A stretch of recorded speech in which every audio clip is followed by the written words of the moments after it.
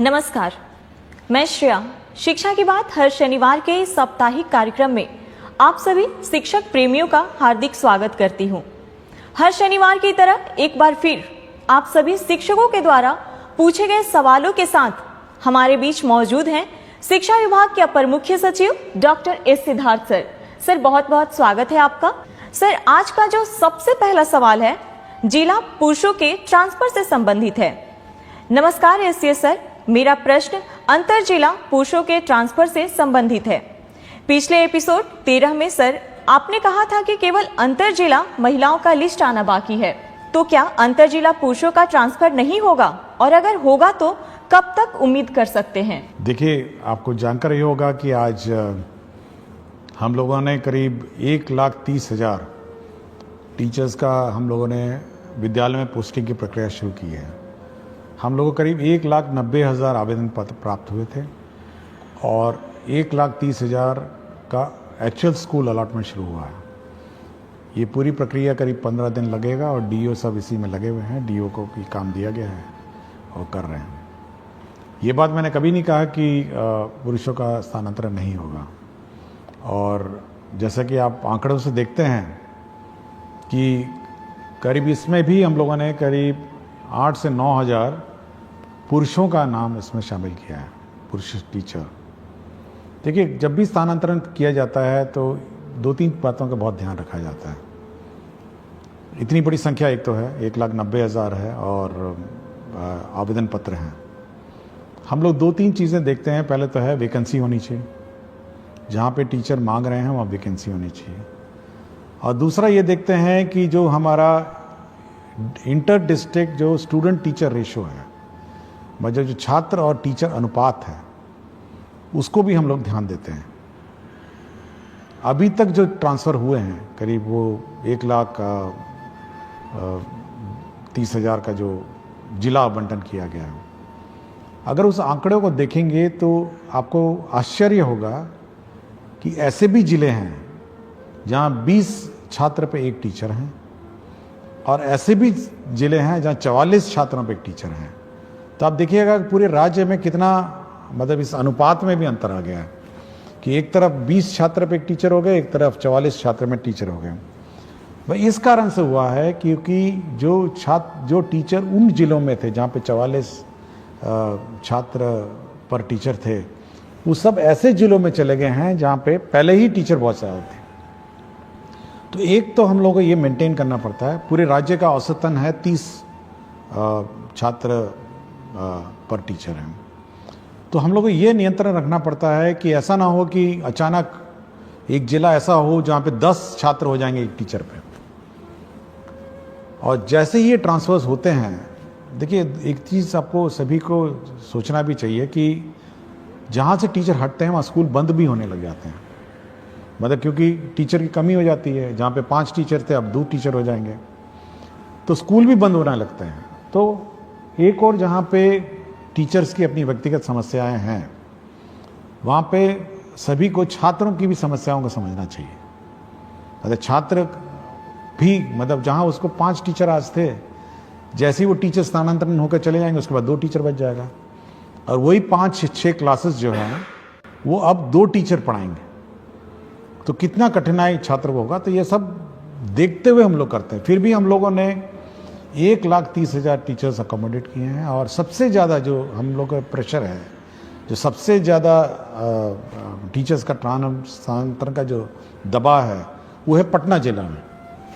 और पटना जिला में इतना ज़्यादा दबाव है, ऐसा लगता है जैसे, मतलब एक अनुमान हम कहेंगे कि 15,000 टीचर जो हैं और पटना की तरफ जिला का ऑप्शन दे चुके हैं। तो इतनी बड़ी संख्या में जैसे ही 15,000 टीचर हम लोग अकोमोडेट करने की कोशिश करते हैं, तो आप अनुमान लगा सकते हैं कि मतलब स्टूडेंट और टीचर रेशो पूरे राज्य का कितना मतलब अजीब हो जाएगा। तो हम लोग कोशिश कर रहे हैं। हम लोग जहाँ जहाँ पुरुषों ने मांगा, जहाँ पर वैकेंसीज थी, जहाँ जहाँ टीचर्स कम थे, हम लोगों ने वहाँ जिलों में पुरुषों को भी हम लोगों ने अकोमोडेट किया। अभी उनके इनबॉक्स में दिख नहीं रहा होगा, 1-2 दिन में वो भी पुरुषों में भी दिख जाएगा। तो धीरे धीरे जैसे जैसे वैकेंसीज आती जाएंगी या हम लोग को दिखने लग जाएंगी, हम लोग करेंगे।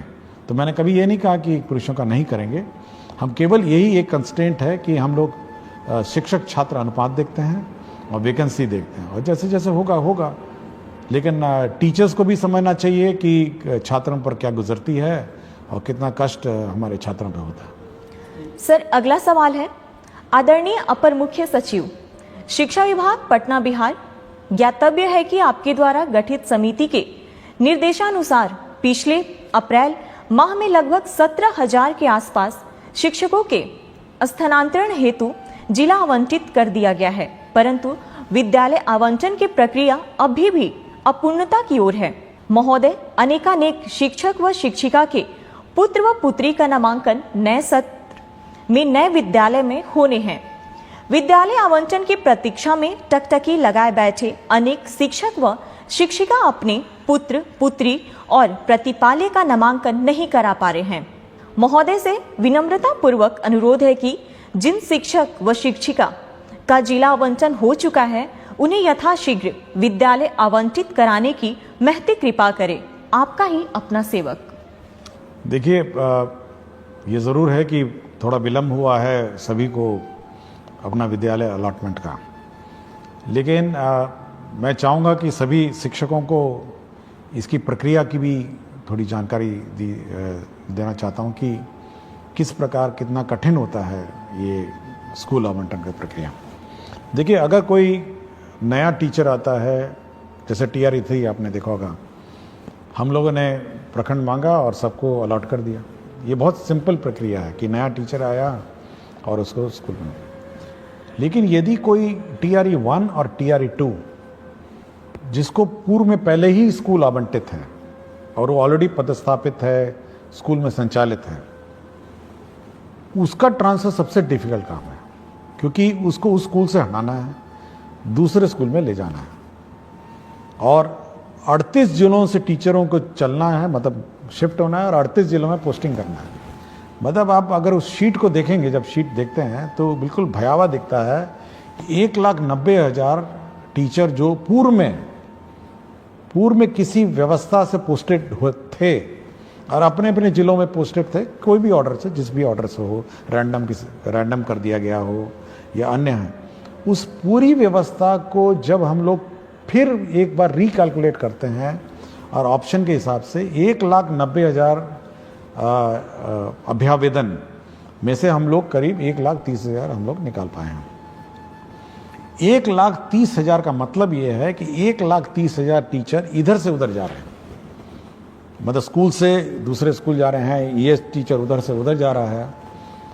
तो इतनी कॉम्प्लिकेटेड जो प्रक्रिया है, और उसमें यह भी देखना है कि जो टीचर जब जा रहा है तो उसका रिप्लेसमेंट दूसरा टीचर कर रहा है नहीं कर रहा है। पता चला मैथ्स का टीचर चला गया एक स्कूल छोड़ के, दूसरा मैथ्स का टीचर पहुंचा नहीं, या फिर प्राइमरी में 5 टीचर में थे, 3 टीचर चले गए, पता चला 3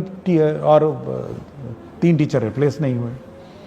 तो एक किसी स्थापित व्यवस्था जिसमें पहले से ही किसी व्यवस्था में पोस्टिंग TRE 1 TRE 2 हो गया हो या अन्य जो पोस्टिंग हो गया हो, उस पूरे पोस्टिंग व्यवस्था को फिर से अभ्यावेदन के हिसाब से मतलब उनके प्लेस ऑफ पोस्टिंग को परिवर्तित करने में बहुत मेहनत लगता है, और ये केवल एक सॉफ्टवेयर के माध्यम से ही हो सकता है कि लोग अपना करेंगे।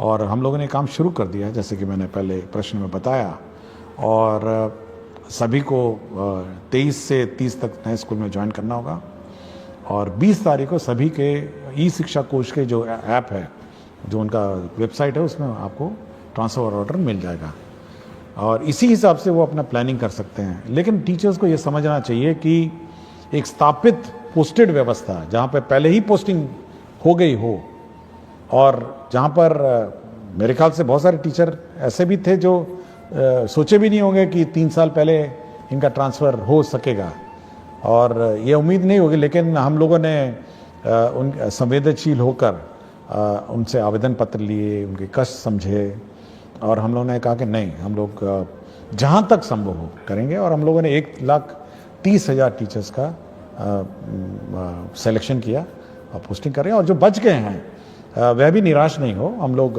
बाद में अब फिर रिकैलकुलेट करेंगे, जब सब टीचर्स पोस्टेड हो जाएंगे एक बार रिकैलकुलेट करेंगे और फिर इसका फिर वो पोस्टिंग का फिर हम लोग प्रक्रिया आरंभ करेंगे।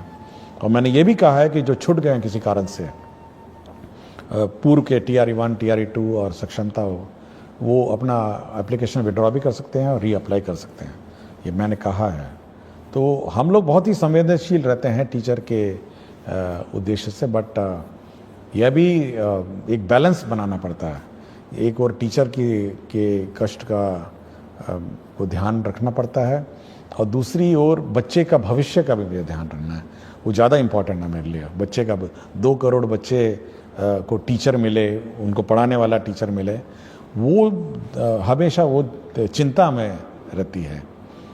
टीचर का ट्रांसफ़र बड़ा आसान काम है, लेकिन बच्चे को एक शिक्षक देना ये बड़ा डिफ़िकल्ट काम है। तो ये बैलेंस बनाकर हम लोग चलते हैं, इसलिए टीचरों को निराश नहीं होना चाहिए। सरकार संवेदनशील है और मैं चाहूँगा कि वो लोग सभी टीचर्स नए पदस्थापन स्थान पे जब जाएंगे तो नए बच्चों को पढ़ाएंगे और उनका भविष्य देखेंगे। सर, एक अनिल कुमार सिंह, प्रभारी प्रधानाध्यापक, आदर्श बालिका +2 उच्च माध्यमिक विद्यालय रामगढ़ से हैं। कहते हैं, एसीए सर को सादर प्रणाम। आपका व्यक्तित्व संवेदनशीलता और शिक्षा में सुधार के प्रति आग्रह प्रेरित एवं प्रभावित करता है।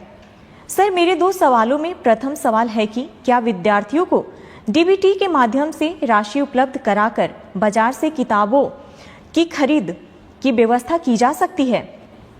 सर, मेरे विद्यालय को PM श्री विद्यालय बना दिया गया है। दूसरा प्रश्न इसी से संबंधित है कि विभाग PM श्री विद्यालयों की व्यवस्था के संदर्भ में विभाग क्या सोच रखती है? देखिए, पहले किताबें छपती थी और विलम्ब होता था, और ऐसे भी हुआ कि सत्र शुरू हो गया, नवंबर में जाके किताबें में मिली हैं कुछ सालों में। लेकिन फिर सरकार ने सोचा कि चलिए डीबीटी कर देते हैं। देखिए, डीबीटी में एक बहुत बड़ी समस्या है। एक तो किताबें मिलना बाजार में, और समय पे इतनी सारी किताबें मिलना, मतलब आप समझ सकते हैं 2 करोड़ बच्चे हैं और बच्चों को किताब नहीं मिली, बाज़ार में भी किताब उपलब्ध नहीं हुई, पब्लिशर्स ने प्रिंट नहीं किया और बड़ी ख़राब किस्म की क्वालिटी की किताब मिली। ऐसे भी हुआ कि बच्चे पुरानी किताबें इधर उधर से बोरो करके लिए। लेकिन अब ये व्यवस्था है कि किताबों की छपना की प्रक्रिया जो है वो परिवर्तित हो गई है। आप देखेंगे, हम लोगों ने अब कल ही मेरी समीक्षा हुई और हम लोगों ने 1 अप्रैल 2025 में जो किताबें दी जानी है उसकी छपाई पर निर्णय अब कल ही हम लोगों ने ले लिया कि कल हम लोगों ने कहा कि नहीं, एक प्रक्रिया आरंभ की जाए और वो 1 अप्रैल 2026 में बंटनी है। तो आप सोच सकते हैं कि कितना लंबा प्लानिंग इसका होता है, ताकि हम लोग का ये है उद्देश्य है कि सत्र शुरू होने से पहले, मतलब 1 अप्रैल जो स्कूल क्लास शुरू होगी उससे पहले कम से कम 1 महीने पहले किताबें पहुंच जाए। और इस बार चुनाव भी है बीच में, तो इसलिए हम लोगों ने जल्दी शुरू किया है कि किसी प्रकार का व्यवधान ना हो, समय पे किताबें छप जाएं, ताकि 1 अप्रैल 2026 में ये किताबें, नई किताबें मिल जाएं। और साथ ही साथ जो किताबों में परिवर्तन भी करना है, रिवीजन हर साल होता है, तो इस साल किताबों का रिवीजन भी शुरू हो गया है और करीब हम लोग को लगता है कि सितंबर 1 से किताबें एक्चुअली प्रिंटिंग शुरू हो जाएगी और किताबें पहुंचने लग जाएंगी स्कूल में करीब जनवरी, फरवरी, मार्च में। तो समय पे आपको किताब मिल जाएंगी। इसलिए डीबीटी पर ज़्यादा हम लोग जोर नहीं देते हैं कि समय पे किताब जब मिल ही रही है तो मेरे ख्याल से शिक्षकों, विद्यार्थियों को कठिनाई नहीं होगी। दूसरा, उन्होंने कहा PM श्री। ये PM श्री जो विद्यालय हैं ये भारत सरकार की सेंट्रली स्पॉन्सर्ड स्कीम है और इसके अंतर्गत जो स्कूल हैं उसको एक आदर्श स्कूल बनाना है। उसके बिल्डिंग कंप्लीट होने हैं, साथ ही इंफ्रास्ट्रक्चर का कंप्लीट होना है, इसके लेबॉर्ट्रीज कंप्लीट होने हैं, साथ ही साथ उसके म्यूज़िक, स्पोर्ट्स, सारे मतलब सभी उसके आयाम उसका कंप्लीट करने हैं। और साथ ही साथ टीचरों का प्रशिक्षण है और उसका जो सॉफ्ट स्किल्स हैं स्कूल में सभी देना है। तो एक परिपूर्ण, मतलब full complete school in all respect, वो बनाने का उद्देश्य है और मेरे ख्याल से ये बहुत ही अच्छी योजना है PM श्री। हम लोग तो चाहेंगे कि और ज़्यादा हो, बट हम लोग कोशिश कर रहे हैं कि भारत सरकार और सैंक्शन करे। लेकिन इस साल काफ़ी संख्या में पीएम श्री स्कूल सैंक्शन हुए हैं और इसका इम्प्लीमेंटेशन उन्होंने शुरू कर दिया। अगला सवाल डॉक्टर संतोष कुमार राणा एवं समस्त विख्यातागण डायट रामबाग मुजफ्फरपुर से। कहते हैं, महोदय सादर नमस्कार। हम डायट रामबाग मुजफ्फरपुर के विख्यातागण यह जानना चाहते हैं कि जब हमने सेवा पुष्टि हेतु सभी आवश्यक दस्तावेज समय पर जमा कर दिए हैं, विभागीय प्रक्रियाओं का पूर्ण पालन किया है तथा निरंतर निष्ठा व कर्तव्य परायणता के साथ शैक्षिक कार्यों का निर्वहन करते आ रहे हैं, तो क्या विभाग अब हमारी सेवा पुष्टि की प्रक्रिया जो विगत 5 वर्षों से लंबित है को शीघ्रता से पूर्ण करने हेतु आवश्यक और प्रभावी कार्रवाई करेगा? आपकी सकारात्मक एवं शीघ्र पहल की हम अपेक्षा करते हैं। देखिए, ये बड़ा दुखद बात है कि 5 साल हो गए हैं और सेवा संपुष्ट नहीं हुई है। तो जिसने भी विलंब किया उस पर तो कार्रवाई होगी और मैं चाहूँगा कि अगला 1 सप्ताह में इनका समाधान हो जाए। और हम लोग का हमेशा ये रहा है कि जो सेवा पुष्ट है, सेवा संपुष्टि है, अगर कागजात सभी पूरे हो गए होंगे तो संपुष्टि समय पे हो, ऐसे विलंब नहीं हो। और विलंब होगा तो संबंधित पदाधिकारी या कर्मचारी जो भी होगा उस पर कार्रवाई होगी। तो कार्रवाई तो होगी, लेकिन काम भी हो जाना चाहिए और 1 सप्ताह में इसको हम लोग करवा देंगे। अगला सवाल अनिल कुमार पांडे, माध्यमिक शिक्षक, उत्क्रमित माध्यमिक विद्यालय धुरलक समस्तीपुर से। माध्यमिक स्तर के गणित विषय को सुलभ व सरल बनाने की भविष्य में विभाग की कोई योजना है? जैसे गणित विषय के शिक्षकों का विशेष प्रशिक्षण, अभ्यास पुस्तिका का विभाग द्वारा बच्चों के लिए उपलब्धता, आधुनिक तकनीक के उपयोग की संभाव्यता या अन्य? देखिए, मैथ्स बहुत इंपॉर्टेंट सब्जेक्ट है और मैं पिछले बहुत सारे एपिसोड में मैंने कहा है, हम लोगों ने पिछले बार 100 दिन वाला कैंपेन भी चलाया था कि 100 दिन केवल मैथ्स और रीडिंग की क्लासेस, पहले क्लास और दूसरी रहेगी। हम लोगों ने FLN भी हम लोगों ने डेवलपमेंट प्रोसेस किया, बहुत सारे FLN किट्स भी डेवलप हुए। और हम लोग का है कि मैथ्स जैसे सब्जेक्ट है, बहुतों को कठिन भी लगता होगा, लेकिन FLN किट के माध्यम से उसको सरल बनाया जा सकता है और लर्निंग भी ईजी बनाई जा सकती है।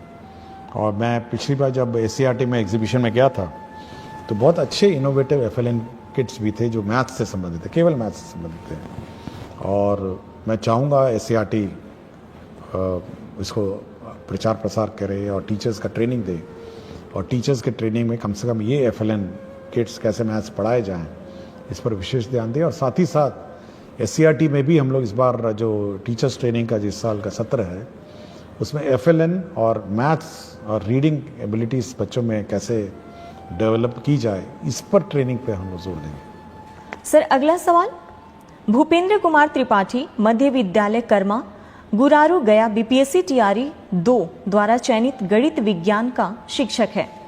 महोदय, आपका ये हर शनिवार का संवाद करना काफी सराहनीय है और हमें आपसे जुड़ने और आपको सुनने का मौका मिलता है, जिससे पूरा शिक्षक समाज काफी लाभान्वित होता है। महोदय, बिहार में ट्यूशन की वैल्यू इतनी ज़्यादा है कि बच्चे स्कूल ना आकर वहाँ जाते हैं, और सबसे बड़ी विडंबना यह है कि सरकार को मालूम है कि काफ़ी सारे ट्यूशन टीचर स्कूल के समय में ही क्लासेस चलाते हैं। इस वजह से काफ़ी बच्चे स्कूल नहीं आते। इस पर सरकार कोई कार्यवाही क्यों नहीं कर रही है?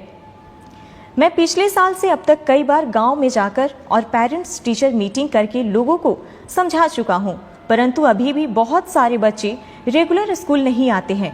इसके लिए सरकार क्या कदम उठाएगी? देखिए, पिछले एपिसोड में मैंने कहा था कि जो ट्यूशन है, स्कूल अवधि में कोई भी सरकारी स्कूल में नामांकित छात्र ट्यूशन में नहीं जाए, और सरकारी शिक्षक उस अवधि में ट्यूशन में क्लासेस नहीं ले सकते हैं। यह पूर्ण रूप से प्रतिबंधित, और यह भी प्रतिबंधित है कि कोई भी सरकारी शिक्षक ट्यूशन नहीं पढ़ा सकते हैं, ये बिल्कुल प्रतिबंधित है।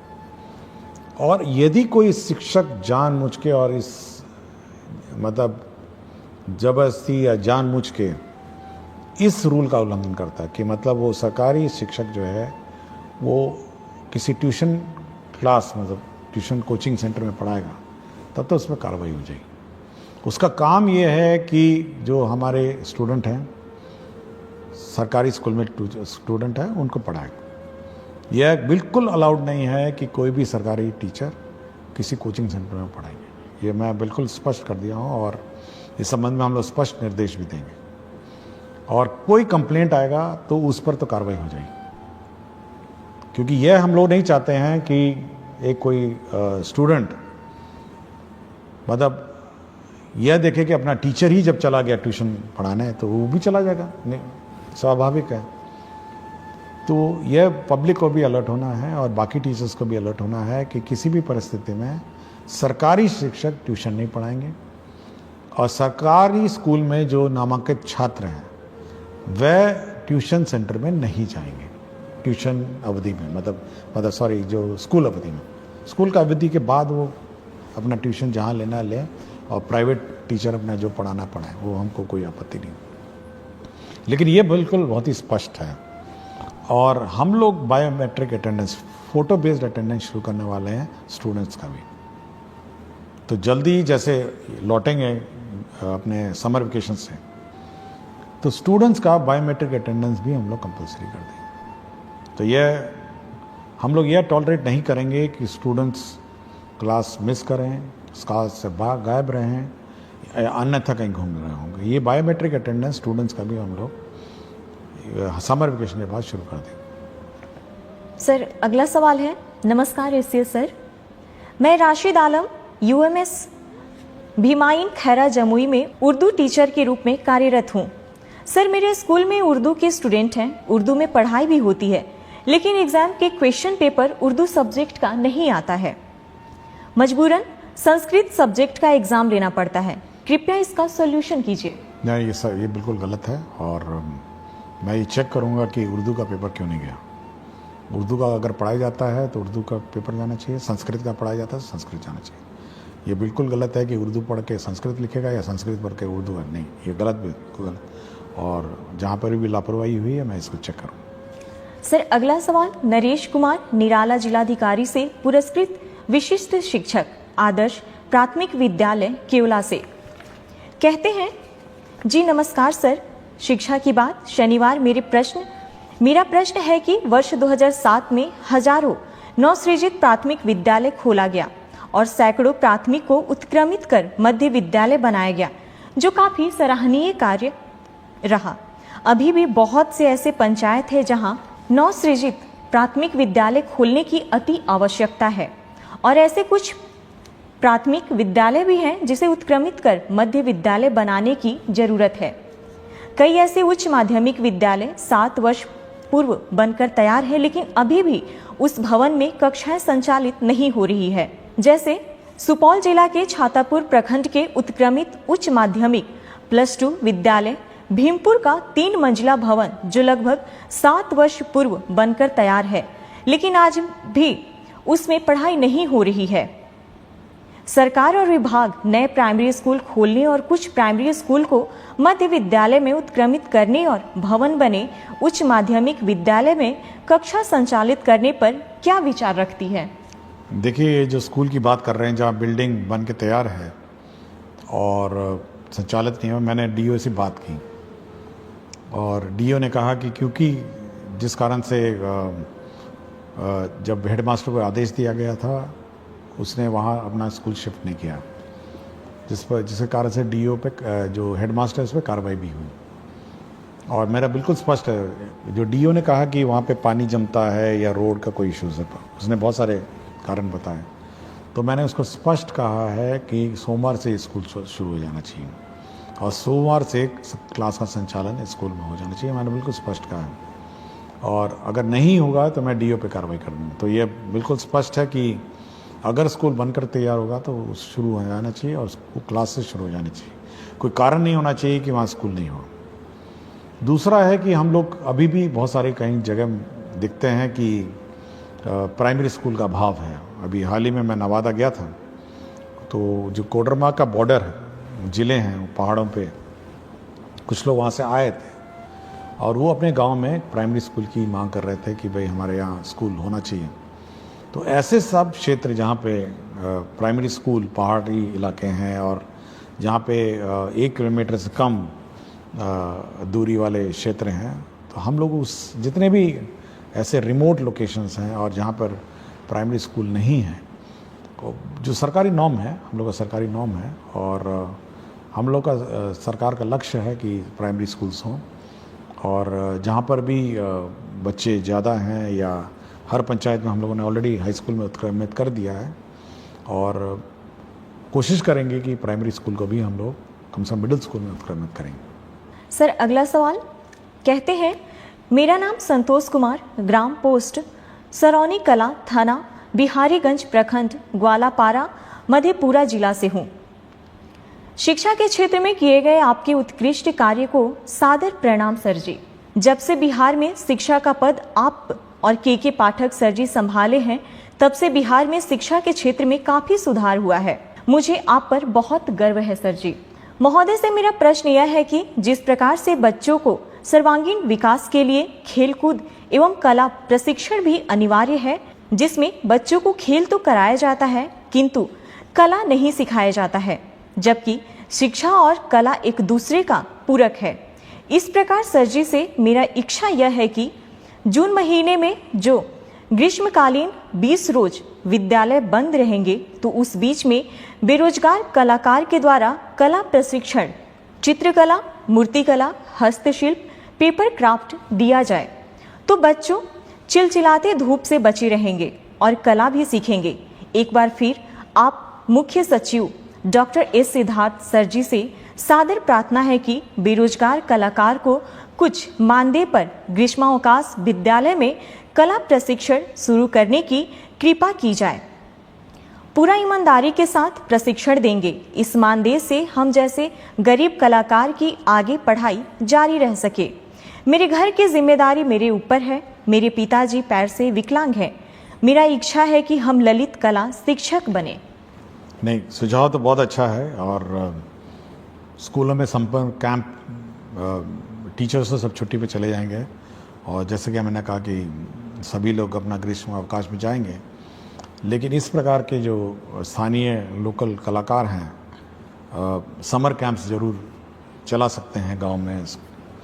और हम लोग कोशिश कुछ प्लान आउट करते हैं कि हम लोगों ने कुछ NGOs को भी कहा है समर कैंप्स चलाने को और एक व्यवस्था विकसित करते हैं कि बाकी गांव में भी कला, म्यूज़िक, डांस और स्पोर्ट्स का समर कैंप्स चले और आर्ट और क्राफ्ट का भी कुछ कोशिश करते हैं। लेकिन आइडिया अच्छा है और सुझाव अच्छा है, इस पर मैं कुछ वर्कआउट करता हूँ।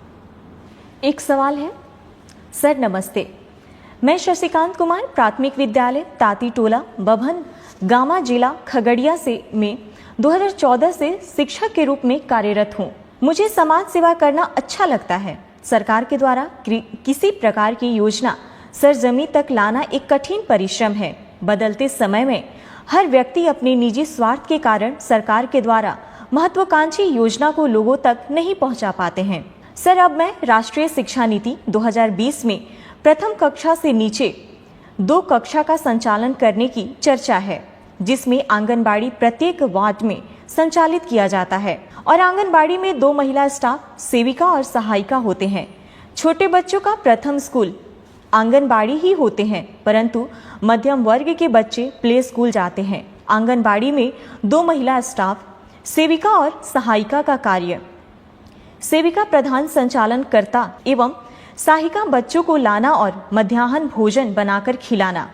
सेविका द्वारा 16 से 20 पंजी का संधारण करना होता है। स्टाफ उपस्थिति पंजी, अन्नप्राशन पंजी, गोद भराई पंजी, भंडार पंजी, टीकाकरण पंजी, सामाजिक बैठक पंजी, दूध वितरण पंजी, राशन वितरण पंजी, बालबाड़ी बच्चा उपस्थिति पंजी, विवाह पंजी, विवाह, मृत्यु एवं जन्म पंजी, महिला मंडल बैठक पंजी, सर्वे पंजी, निरीक्षण पंजी, वजन पंजी, मुख्यमंत्री कल्याण कन्या उत्थान योजना पंजी, प्रधानमंत्री मातृ वंदना योजना पंजी, जिसमें सेविका क्या क्या करे। सरकार की शिक्षा और पहल में जन्म के बाद 3 से 6 साल में के बच्चों को बालबाड़ी में शिक्षा दी जाती है, जिसमें शैक्षणिक गतिविधि के लिए स्टाफ की कमी है।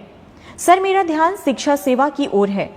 वह अपने टोला से या विद्यालय के पोषक क्षेत्र के टोला से बच्चों को स्कूल तक पहुंचाना और पोषक क्षेत्र में बच्चों को ट्यूशन पढ़ाने का दायित्व है, जिसमें यह मेरा मानना है कि सर की टोला सेवक या शिक्षा सेवक को आंगनबाड़ी में बालवाड़ी के बच्चों को पढ़ाने के लिए एक प्रावधान लाने की आवश्यकता है।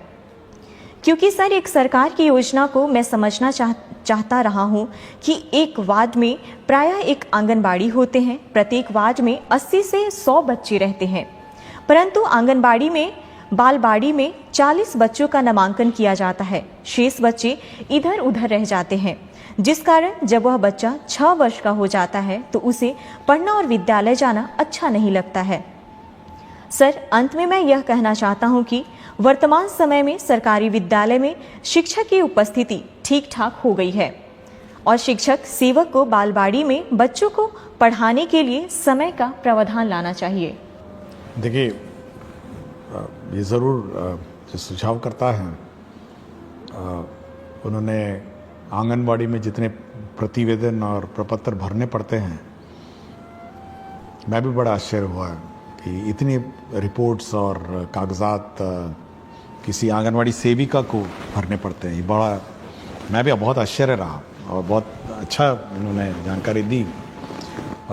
हम लोग का ये जो कार्यक्रम है उसमें ये है कि जितने भी हम लोग आंगनवाड़ी के बच्चे हैं वो तो आंगनवाड़ी में पढ़ते हैं, 40 बच्चे जैसे कहा, और बाकी बच्चों को प्री स्कूल के रूप में जो प्राइमरी स्कूल है उसमें रखने का प्रावधान है। और हम लोग ने शुरू ही किया अभी कि जितने भी नॉन आंगनवाड़ी, जो आंगनवाड़ी में बच्चे नहीं हैं, उनको प्ले स्कूल के रूप में प्राइमरी स्कूल में रखा जाए, और जिसको कहते हैं प्री प्राइमरी, और उसमें रखने के बाद 2 साल रखने के बाद फिर वो बच्चे अपना स्कूल में आ जाएंगे।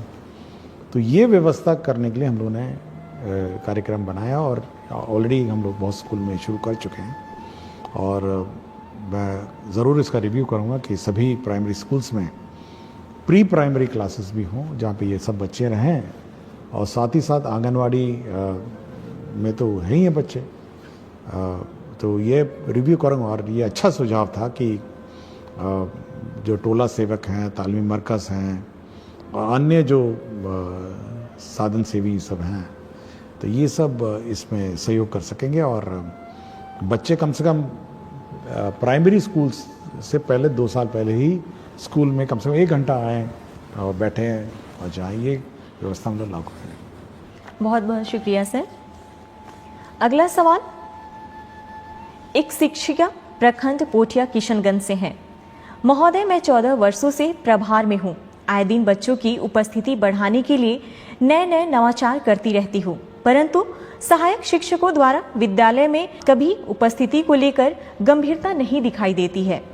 क्या बच्चों के उपस्थिति की जिम्मेदार केवल प्रधान शिक्षकों की है? क्या ड्रॉप आउट हुए बच्चों को विद्यालय से जोड़ने में वर्ग शिक्षकों की कोई भूमिका नहीं?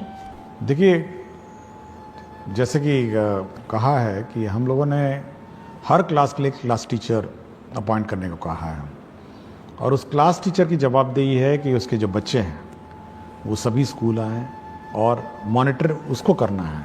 ये प्रधान अध्यापक का काम नहीं। प्रधान अध्यापक का काम है कि भाई वो इकट्ठा करेंगे, हाँ करें, लेकिन हर क्लास का अपना इंडिविजुअल क्लास टीचर है और उसको मॉनिटर करना है कि कौन बच्चा आया, कौन बच्चा नहीं आया, और ये उसका काम है। ये नहीं कह सकता कि भाई प्रधान अध्यापक जाने कि कौन सा बच्चा आ रहा है, जा रहा है। ये हर क्लास टीचर, हर क्लास का टीचर को है। और यह भी हम लोगों ने कहा है कि उसी का काम है मिड डे मील उसको खिलाना, उसी का काम है कि वो मिड डे मील खाया नहीं खाया, अटेंडेंस चेक करना, अटेंडेंस दस्तखत करना, तो सारा काम उसी का है। तो हर क्लास का क्लास टीचर को अपनी जवाबदेही निर्धारित है और उसकी रिस्पॉन्सिबिलिटी। अगला सवाल सर, मैं सुहानी कुमारी वर्ग 7वीं कन्या मध्य विद्यालय अमला टोला में पढ़ती हूँ, लेकिन मुझे अभी तक पुस्तक नहीं मिला है। अब तो कुछ दिनों में गर्मी की छुट्टी होने वाली है। समझ नहीं आ रहा है कि बच्चे बिना पुस्तक के कैसे पढ़ेंगे। सिद्धार्थ सर से मेरी विनती है कि हम बच्चों को जल्द से जल्द पुस्तक प्राप्त करवाएं। देखिए, मुझे जब प्रश्न आया था तो मैंने टेक्स्ट बुक कॉर्पोरेशन में बात की और डीओ पटना से भी बात की, और देखिए समय पे किताब हम लोगों को उपलब्ध कराना था। क्यों नहीं हुआ ये मैं एक बार चेक करूँगा, लेकिन जहाँ तक आवेदिका का है तो ये मंडे को ये किताब इनको मिल जाएगी। लेकिन ये रिव्यू करूँगा कि समर वेकेशन से पहले कम से कम सारे बच्चों को किताब मिल जाए, ताकि समर वेकेशन में जो भी जिसको समय मिले अपना बैठ के अपना पढ़े। और ये घटना होनी नहीं चाहिए थी, बट मंडे को इसको किताब मिल जाएगी। लेकिन कोशिश करेंगे कि अब ये डिले नहीं हो। सर आज का आखिरी सवाल, सर लाइब्रेरियन की वैकेंसी कब तक आएगी? कृपया इस पर संज्ञान लें, आपकी विश्वासी। हम लोग अभी कैलकुलेशन कर रहे हैं, इस पर हम लोग देख रहे हैं कि क्या वैकेंसीज हैं और क्या है। तो एक बार देख लेंगे, उसके बाद इस पर निर्णय करेंगे। बहुत बहुत धन्यवाद सर। अगले सप्ताह फिर से मुलाकात होगी शिक्षा की बात हर शनिवार के साथ।